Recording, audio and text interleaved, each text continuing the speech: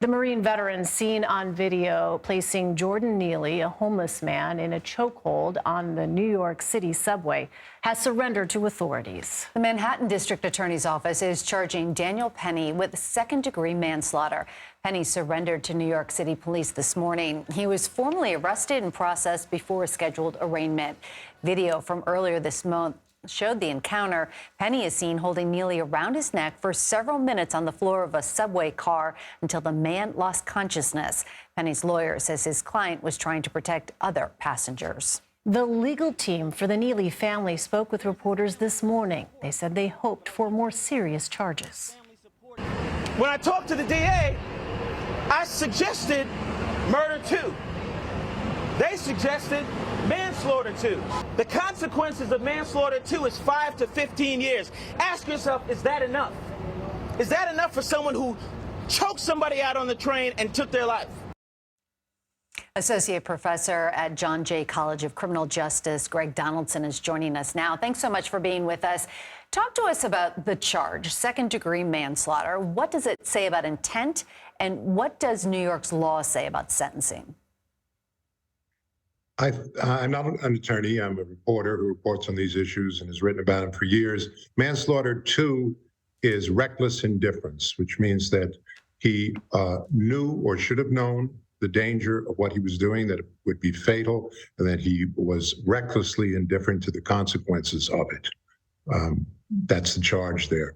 There's negligent indifference, negligence, which would have been if he didn't know and should have known. This is that he did know and disregarded that knowledge, that a reasonable person would have known that it would be fatal to apply that chokehold for that length of time. That's the charge. So with that as sort of our background information, Penny's lawyers have maintained that their client acted heroically. And in a statement yesterday, they said in part, quote, he risked his own life and safety for the good of his fellow passengers. What's your assessment of what you've seen from his legal team so far? This situation is got a duality to it. You're going to have two camps of people that are going to see this in completely different ways. You know, the demographic I come from, I was raised in Long Island, where many police officers come from. And I can hear right now they're going to be saying just what those lawyers said, that he risked his life and that the subways are quite often places of fear and threat, and that he rose to that threat and heroically acted. And now look what they're doing to him.